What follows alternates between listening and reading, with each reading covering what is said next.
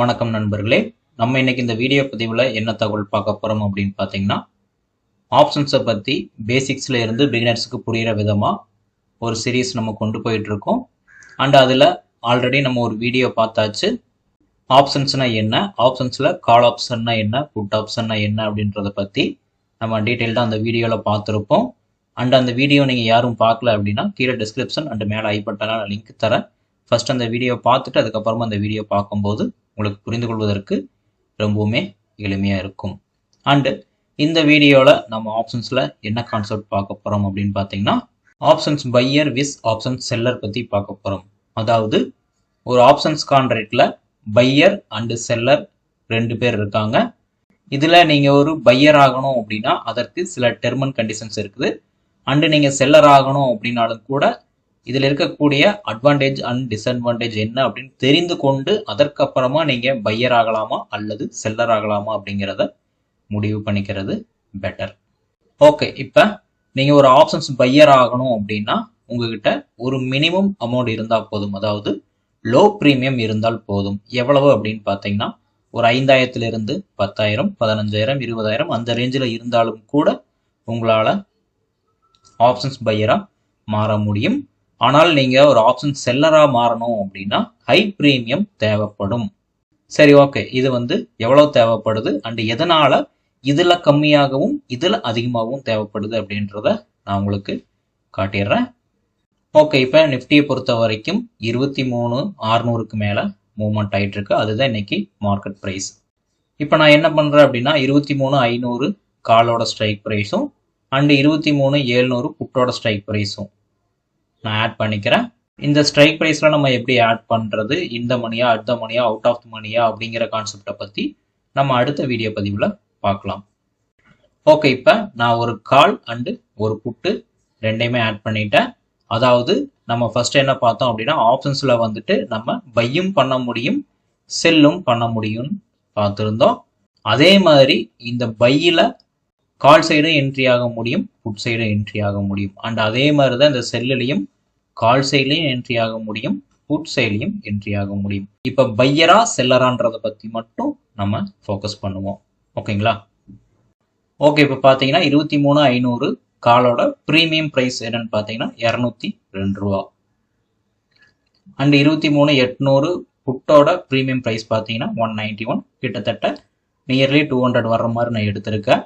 So இதில் நம்ம by பண்ணுறோம் அல்லது செல் பண்ணுறோம் அப்படின்றப்ப நமக்கு மார்ஜின் ரெக்யூர்மெண்ட் எவ்வளோ தேவைப்படுது அப்படின்றத இந்த இடத்துல நான் உங்களுக்கு ஷோ பண்ணி காட்டிடுறேன். அதாவது காலாக இருந்தாலும் சரி புட்டாக இருந்தாலும் சரி பையிங்கில் எவ்வளோ வருது செல்லிங்கில் எவ்வளோ வருது அப்படிங்கிறத பார்த்துடலாம். இப்போ நான் ஜஸ்ட்டு பை அப்படிங்கிற ஆப்ஷன்ஸ் கிளிக் பண்ணுறேன். நிஃப்டியை பொறுத்த வரைக்கும் ஒரு லாட்டில் 65 குவான்டிட்டிகள். ஒரு லாட்டை நிஃப்டியில் பை பண்ணணும் அப்படின்னா 13,000 ரூபா உங்களுக்கு தேவைப்படுது. அதாவது மார்க்கெட் ப்ரைஸ் 200 ரூபா அப்படிங்கிறதுனால 13,000 ரூபா தேவைப்படுது.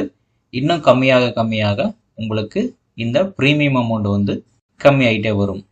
உதாரணத்துக்கு ஒரு 100 ரூபான்னு இருக்கும்போது 6,500 ரூபா அந்த மாதிரி தான் தேவைப்படும். ஓகே, இது பையிங். அண்ட் இதுவே நீங்கள் செல்லிங் பண்ணணும் அப்படின்னா ஜஸ்ட் நான் இங்கே செல் அப்படிங்கிறத ஆன் பண்ணுறேன் அப்படின்னா ரெக்யூர்ட் மார்ஜின் எவ்வளோ தேவைப்படுதுன்னு பார்த்தீங்கன்னா 1,84,000 ரூபா தேவைப்படுது. ரெக்யூர் மார்ஜின் 1,84,000 ரூபா தேவைப்படுது. ஓகேங்களா? இது காலாக இருந்தாலும் சரி புட்டாக இருந்தாலும் சரி பை அண்ட் செல்லுக்கு இப்படி தான் மாறும்.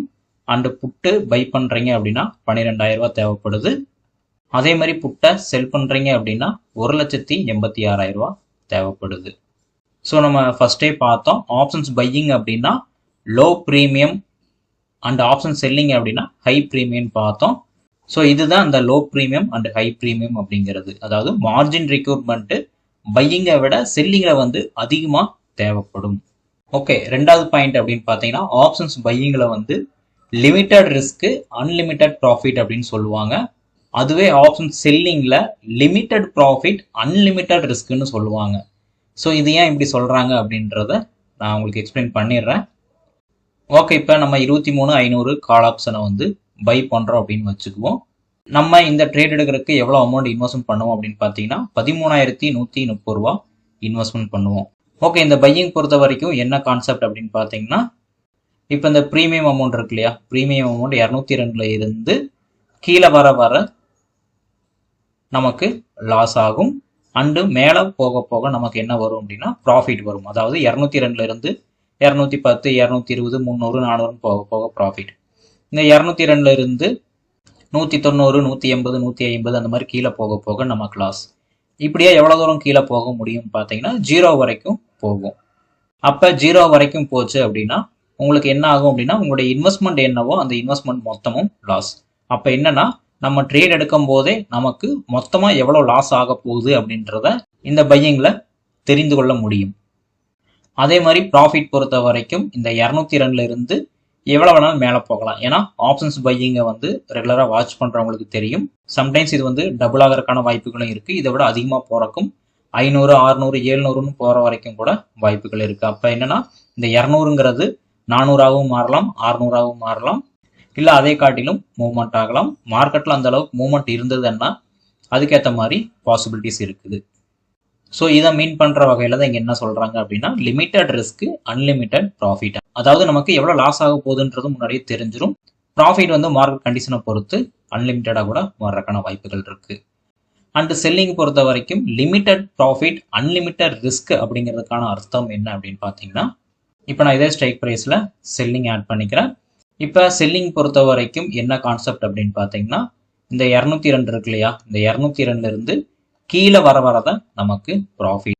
அதாவது 200 அப்படிங்கிறது 190, 180, 100 அப்படின்ற மாதிரி ஸ்டெப் பை ஸ்டெப்பாக கீழே வரணும். 202க்கு மேலே போக போக நமக்கு லாஸ். ஓகே, இதில் இருக்கக்கூடிய சிக்கல் இதுதான். இப்போ இந்த 202 இருந்து எவ்வளோ தூரம் கீழே போக முடியும்னு பார்த்தீங்கன்னா 0 வரைக்கும் தான் கீழே போக முடியும். அதாவது நம்மளுக்கு மொத்த ப்ராஃபிட் பார்த்தாவே 202 ரூபா தான் நமக்கு ப்ராஃபிட். ஆனால் மேலே போச்சு அப்படின்னா எவ்வளோ வேணாலும் மேலே போகலாம். 300ம் போகலாம், 400ம் போகலாம், 500ம் போகலாம், 600ம் போகலாம். அப்போ இந்த மாதிரி ஒரு சூழ்நிலை இருக்கிறதுனால செல்லிங்கை பொறுத்த வரைக்கும் இந்த ப்ரீமியம் அமௌண்ட் கம்மியாகிறத ப்ராஃபிட், அதிகமாக போச்சுன்னா லாஸ் அப்படிங்கிறதுனால நமக்கு ப்ராஃபிட் வந்து லிமிட்டட் தான். அதாவது அதிகமாக இந்த 200 பாயிண்ட் தான் நம்மளால் புக் பண்ண முடியும். ஆனால் லாஸ் ஆனால் எவ்வளவு வேணாலும் ஆகலாம். அதற்கான வாய்ப்புகள் அதிகம் இருக்குது. ஸோ அதனால தான் பெரும்பாலும் எல்லா புரோக்கரும் என்ன பண்ணுறாங்க அப்படின்னா செல்லிங் சைடில் அதிகமான மார்ஜின் வாங்கி வச்சுக்கிறாங்க. அதாவது இந்த லெவலில் இருந்து எவ்வளோ வேணாலும் மேலே போகலாம் அப்படிங்கிறதுனால இந்த லாஸுக்கு தேவையான ஷார்ட்ஃபால் அமௌண்ட் எல்லாமே உங்களுடைய அக்கௌண்ட்டில் இருந்ததுன்னா பரவாயில்ல. சப்போஸ் இல்லை அப்படிங்கிறத பட்சத்தில் அதை வந்து புரோக்கரை தான் பே பண்ணுற மாதிரி இருக்கும். அதனால தான் முன்கூட்டியே பார்த்தீங்கன்னா உங்களுக்கு இந்த ஸ்பேன் மார்ஜின் எல்லாமே முன்கூட்டியே வாங்கி வச்சுக்குவாங்க.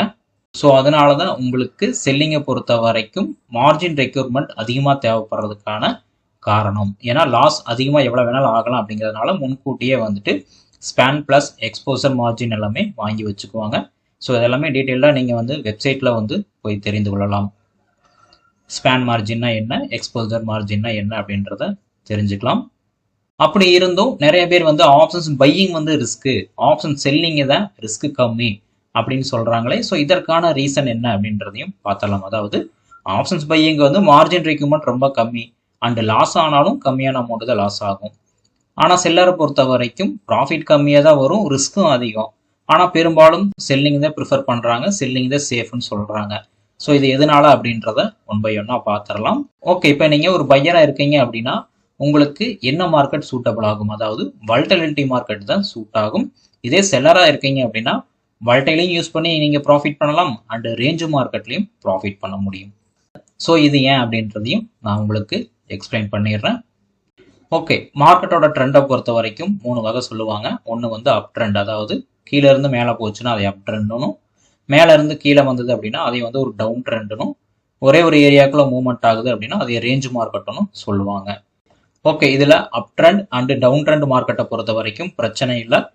கால் சைடில் மூவ்மெண்ட் ஆகுதா, புட் சைடில் மூவ்மெண்ட் ஆகுதான்றதை பொறுத்து இந்த ப்ரீமியம் வந்து மேலே கீழே மூவ்மெண்ட் ஆகிட்டே இருக்கும். ஆனால் இந்த மாதிரி ரேஞ்சு மார்க்கெட்டில் என்ன ஆகும் அப்படின்னு பார்த்தீங்கன்னா இந்த ப்ரீமியம் வந்துட்டு டிகே ஆகும். அதாவது ஆப்ஷன்ஸை பொறுத்த வரைக்கும் டைம் டிகே அப்படிங்கிற ஒரு விஷயம் இருக்குது. அதாவது மார்க்கெட் வந்து பெரிய அளவில் மேலேயும் போகாது, பெரிய அளவில் கீழேயும் போகாது. ஒரே பாயிண்ட்ஸுக்குள்ளே மேலேயும் கீழே ரொம்ப நேரமாக மூவ்மெண்ட் ஆனாலும் கூட இந்த ப்ரீமியம் அப்படிங்கிறது கொஞ்சம் கொஞ்சமாக குறைஞ்சிக்கிட்டே வரும்.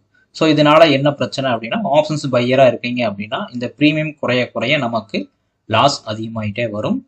ஸோ அதனால ஆப்ஷன்ஸ் பையரை பொறுத்த வரைக்கும் இந்த மாதிரி ஒரு வாலடைல் மார்க்கெட் தான் சூட் ஆகுமே தவிர இந்த மாதிரி ரேஞ்சு மார்க்கெட் சூட் ஆகாது. ஏன்னா இந்த ப்ரீமியம் பொறுத்த வரைக்கும் நமக்கு இன்க்ரீஸ் ஆகணுமே தவிர டிக்ரீஸ் ஆகக்கூடாது. ஓகே, இதுவே செல்லராக இருந்தோம் அப்படின்னா இந்த ப்ரைஸ் வந்து டிக்ரீஸ் ஆகணும். ஸோ டிக்ரீஸ் ஆகணும் அப்படின்னா ஒரு வாலடைல் மார்க்கெட்டாக இருந்தாலும், அதாவது ட்ரெண்டுக்கு ஆப்போசிட்டில் செல் சைடில் நம்ம ட்ரேட் எடுத்தாலும் சரி, அல்லது மார்க்கெட் எந்த சைடுமே மூவ்மெண்ட் ஆகாமல் இந்த மாதிரி ரேஞ்ச் ஆனாலும் கூட இந்த ப்ரீமியம் அமௌண்ட் டிக்ரீஸ் ஆக ஆக செல்லிங் சைடில் வந்து ஆட்டோமேட்டிக்காக ப்ராஃபிட் வர ஆரம்பிக்கும். ஸோ இதுதான் ரீசன். ஸோ இதனால தான் ரேஞ்ச் மார்க்கெட்லையும் கூட நம்மளால் செல்லிங்கில் ப்ராஃபிட் பண்ண முடியும். ஆனால் பையிங் பண்ணுறீங்க அப்படின்னா கண்டிப்பாக வாலடைல் மார்க்கெட் முக்கியம். அடுத்ததாக பையிங்கில் ரிஸ்க் தென் செல்லர், அதாவது செல்லரை விட ரிஸ்க் கம்மியாக இருக்கும் அண்டு செல்லருக்கு பையரை விட ரிஸ்க் அதிகமாக இருக்கும். ஸோ அதுதான் இங்கே மென்ஷன் பண்ணியிருக்கோம். இங்கே வந்து பே ஒன்லி ஆப்ஷன்ஸ் ப்ரீமியம், அதாவது இந்த இடத்துல பார்த்தீங்கன்னா நான் ஃபர்ஸ்டே சொன்னேன், ஒரு லாட்டுக்கு 13,000 தேவைப்படுதுன்னா அந்த 13,000 மட்டும் நீங்கள் பே பண்ணால் போதும்.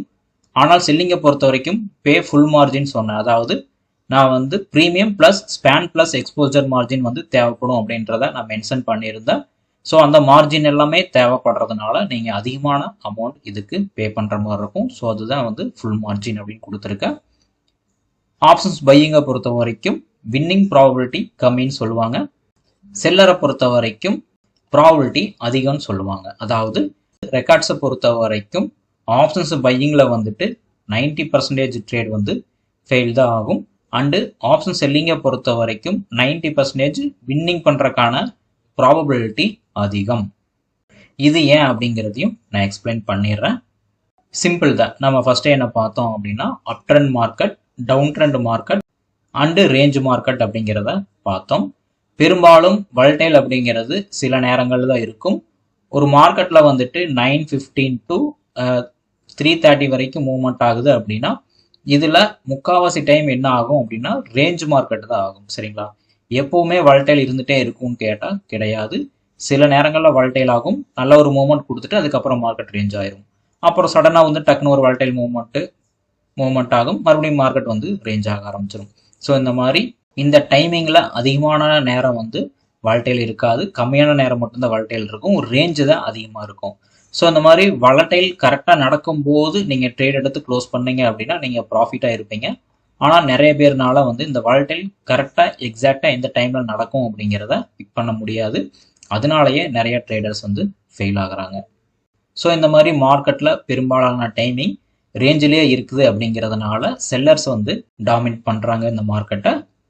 ரிஸ்க் அதிகம், ப்ராஃபிட் கம்மி அப்படின்னாலும் கூட செல்லிங்கை பொறுத்த வரைக்கும் ஹெட்ஜிங் ஸ்ட்ராட்டஜிஸ் எல்லாமே இருக்குது. அதாவது கால் அண்டு புட்டு ரெண்டையுமே சேர்த்து நீங்கள் பை பண்ணலாம், அண்டு கால் புட்டு ரெண்டையுமே சேர்த்து செல்லிங்கும் பண்ணலாம். ஸோ இந்த மாதிரி ஹெட்ஜிங் ஸ்ட்ராட்டஜி நீங்கள் ட்ரை பண்ணும்போது பையிங் பொறுத்த வரைக்கும் ஏதாவது ஒரு சைடில் தான் உங்களால் ப்ராஃபிட் பண்ண முடியும். ஒன்றா கால் சைடில், இல்லைன்னா புட் சைடில் ஏதாவது ஒரு சைடு தான் ப்ராஃபிட் பண்ண முடியும், அல்லது ரெண்டு சைடுமே லாஸ் பண்ணுறதுக்கான வாய்ப்புகள் இருக்குது. இதுவே நீங்கள் ஒரு செல்லராக இருக்கீங்க அப்படின்னா கால் அண்டு புட்டு ரெண்டையுமே ஹெட்ஜ் பண்ணுறீங்க அப்படின்னா மார்க்கெட் ஏதாவது ஒரு சைடில் மூவ்மெண்ட் ஆனாலும் ப்ராஃபிட் பண்ண முடியும். மார்க்கெட் எந்த சைடில் மூவ்மெண்ட் ஆகலைனாலும் கூட ரெண்டு சைட்லையுமே ப்ராஃபிட் வர்றதுக்கான வாய்ப்புகள் அதிகம். ஸோ ஆப்ஷன்ஸ் பையிங்கை பொறுத்த வரைக்கும் ரிட்டைல் ட்ரேடர்ஸ் தான் அதிகமாக பண்ணுவாங்க, அதனால அதிகமாக லாஸ் ஆகுறாங்க. ஆப்ஷன் செல்லிங்கை பொறுத்த வரைக்கும் இன்ஸ்டியூட் லெவலில் அண்ட் ப்ரொஃபஷனலாக ட்ரேட் பண்ணக்கூடியவங்க பண்ணுறாங்க. பெரும்பாலும் சிங்கிள் பொசிஷன் எடுக்காமல் ஹெட்ஜிங் பொசிஷனை எடுத்து ட்ரேட் பண்ணுறதுனால அவங்க சக்ஸஸ்ஃபுல்லாக ட்ரேட் பண்ணிட்டு வராங்க. ஹெட்ஜிங் பண்ணும்போது மார்க்கெட் வந்து என்ன டைரக்ஷன் தெரியலனாலும் கூட ஓவரால் அவங்க ரெண்டு சைடுமே ட்ரேட் எடுக்கிறதுனால ஏதாவது ஒரு சைடில் அவங்களுக்கு ப்ராஃபிட் கம்பல்சரி வந்துடும். ஸோ அதனால தான் வந்து 90% வந்து ப்ராபபிலிட்டி செல்லிங்க்கு அதிகம் அப்படிங்கிறத சொல்கிறாங்க. ஸோ இப்போவே முடிவு பண்ணிக்கோங்க, நீங்கள் ஒரு பையர் ஆகணுமா அல்லது செல்லர் ஆகணுமா அப்படிங்கிறத முடிவு பண்ணிக்கோங்க. நிறைய பேர் வந்து பையிங் ட்ரை பண்ணுறதுக்கான காரணம் அந்த ரெக்யூர்ட் மார்ஜினை அவங்களால ரெடி பண்ண முடியல அப்படிங்கிற காரணத்தினால தான் நிறைய பேர் பை பண்ணுறாங்க. ஸோ பையிங்லேயும் சக்ஸஸ் பண்ணுறதுக்கு நிறைய ப்ராக்டிஸ் அண்ட் லேர்னிங்ஸ் வந்து அவசியம். நிறைய எக்ஸ்பீரியன்ஸ் அண்ட் ப்ராக்டிஸ் இருந்தால் தான் உங்களால் இந்த மார்க்கெட்டில் நிலைத்திருக்க முடியும். அதனால் முடிஞ்ச வரைக்கும் மார்ஜின் ரெடி பண்ண முடிஞ்சவங்க செல்லிங் சைடில் இருக்கிறது பெட்டர். இல்லை எனக்கு ரிஸ்க் இருந்தாலும் பரவாயில்ல, நான் ஆப்ஷன்ஸ் பையிங்கில் வந்து கற்றுக்கிட்டு ட்ரேட் பண்ணுறேன் அப்படின்னு சொல்கிறவங்க அதை முறையாக கற்றுக்கிட்டு அதுக்கப்புறமா நீங்கள் ட்ரேட் பண்ணுறது பெட்டர். ஸோ இப்போ நான் சொல்லி கொடுத்த தகவல் எல்லாமே என்னுடைய அனுபவத்திலிருந்து நான் கற்றுக்கிட்டது தான், என்னுடைய நாலேஜ் தான் நான் உங்களுடைய ஷேர் பண்ணிகிட்டு இருக்கேன். நான் வந்து ஒரு சிபி ரெஜிஸ்டர் அட்வைசர் கிடையாது. அதனால என்னுடைய ஒப்பீனியன் வந்து நான் இங்கே ஷேர் பண்ணுறேன். நீங்கள் இதை வந்து பிளைண்டாக ஃபாலோ பண்ணாமல் இதை கிராஸ் டெஸ்ட் பண்ணிவிட்டு நீங்கள் ப்ராக்டிஸ் பண்ணி பார்த்துட்டு அதுக்கப்புறமா நீங்கள் இன்வெஸ்ட்மெண்ட் பண்ணலாமா வேண்டாமா அப்படிங்கிறத முடிவு பண்ணிக்கோங்க. அண்டு என்னுடைய ட்ரேடிங்க்கு நான் யூஸ் பண்ணக்கூடிய பிளாட்ஃபார்ம் பார்த்தீங்கன்னா ஆலிஸ் ப்ளூ பிளாட்ஃபார்ம். உங்களுக்கும் இந்த பிளாட்ஃபார்ம் தேவை அப்படின்னா கீழே டிஸ்கிரிப்ஷனில் லிங்க் கொடுத்துருக்கேன். ஸோ இந்த டிமார்ட் அக்கௌண்ட் நீங்கள் ஃப்ரீயாகவே ஓப்பன் பண்ணிக்கலாம். அண்டு ட்ரேட் பண்ணுறவங்களுக்காக நிஃப்டி அண்டு பேங்க் நிஃப்டி சென்செக்ஸோட சார்ட் எல்லாமே நான் மார்க் பண்ணி trend line support and distance எல்லாமே மார்க் பண்ணி டெலிகிராமில் ஷேர் பண்ணிட்டு வரேன். இந்த டெலிகிராம் சேனலில் ஜாயின் பண்ணணும்னு விருப்பம் இருக்கிறவங்க கீழே டிஸ்கிரிப்ஷனில் லிங்க் கொடுத்துருக்கேன். ஃப்ரீயாகவே நீங்கள் ஜாயின் பண்ணிவிட்டு அந்த லெவல்ஸ் எல்லாம் உங்கள் சார்ட்டில் அப்ளை பண்ணிவிட்டு என்னென்ன பேட்டர்ன் ஃபார்ம் ஆகுது, எந்த சைடில் மூவ்மெண்ட் ஆகும் அப்படிங்கிறத இந்த லெவல்ஸை வச்சு உங்களால் ப்ரிடிக்ட் பண்ணிக்க முடியும். ஸோ இன்றைக்கி இந்த வீடியோ பதிவில் நான் கொடுத்த தகவல் உங்களுக்கு கண்டிப்பாக யூஸ்ஃபுல்லாக இருந்திருக்கும் நான் நம்புகிறேன். இனி வரக்கூடிய நம்ம வீடியோ பதிவில் இந்த மணி அடுத்த மணி அவுட் ஆஃப் த மணி பற்றி டீட்டெயில்டாக பார்க்கலாம். அண்ட் இதை தவிர வேறு ஏதாவது கான்செப்டை பற்றி நீங்கள் தெரிஞ்சுக்கணும் அப்படின்னாலும் கூட கீழே கமெண்ட்டில் பதிவு பண்ணுங்கள். அதை பற்றி நம்ம வீடியோ மேக் பண்ணலாம். அண்ட் இந்த வீடியோ உங்களுக்கு பிடிச்சிருந்தது அப்படின்னா நம்முடைய வீடியோ லைக் பண்ணுங்கள் அண்ட் ஷேர் பண்ணுங்கள். அண்ட் இது போன்ற வீடியோக்குள்ளே நம்ம தொடர்ந்து பார்க்கணும் அப்படின்னா நம்முடைய சேனலை சப்ஸ்கிரைப் பண்ணிக்கோங்க. தேங்க்யூ.